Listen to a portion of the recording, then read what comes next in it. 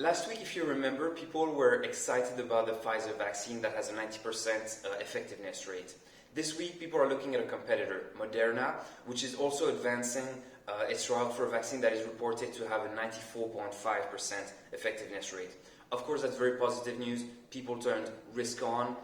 Equities are up, so the S&P 500 and the Dow Jones both hit all-time high, with the Dow Jones stopping inches away from a momentous level of 30,000.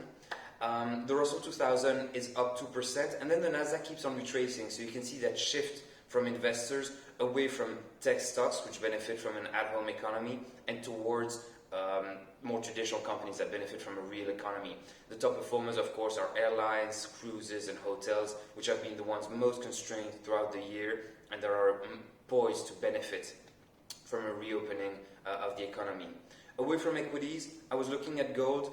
We're up, but in a very constrained way, in a very disappointing way, at 1,880. What is not disappointing, though, is crypto, and it never seems to disappoint these days. But even after a massive ramp-up, we moved another 5% up yesterday on the session. So we had an intraday high of 16,880, and we retraced just a bit to close at 16,780, so 5% up still, which is a great move. Away from Bitcoin and towards alts, Ethereum, a bit disappointing. So we're up, of course, but we're still constrained within or below that resistance at 475 or 480. And probably we will pierce through eventually, and when we do, it will be clear skies ahead. But for now, we're still staying constrained. What is not staying constrained, though, is Litecoin. And it's a coin that most people aren't really enthused about. It's an old, large-cap coin. But if you're a chartist, you will see a long-term, a multi-year pennant culminating towards $60. And we just pierced through at the tip, rising 18%. So I just want to let that set in. 18% just yesterday. So of course outperforming any traditional asset and even outperforming Bitcoin. So we're at $74, whereas we were just at 61 or 62 a few days ago. So a massive move there. And other altcoins, there's Dash and Zcash that moved both about 8%.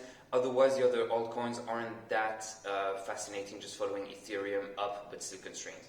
Away from price action, another quote from Stanley Druckenmiller, so that billionaire investor that mentioned he was owning Bitcoin, saying, look, I own a lot more gold than I own Bitcoin, but if the narrative on gold works out, the narrative on Bitcoin will work out as well, and probably in a much bigger way, simply because of the asset being illiquid and it being a newer and more adapted to digital asset.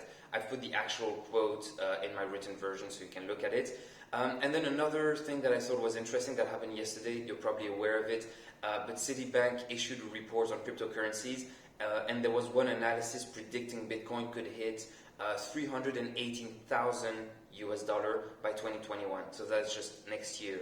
Of course, I like to remind people those predictions are made by institutions that missed out on Bitcoin for the past 12 years, so something to take with a grain of salt.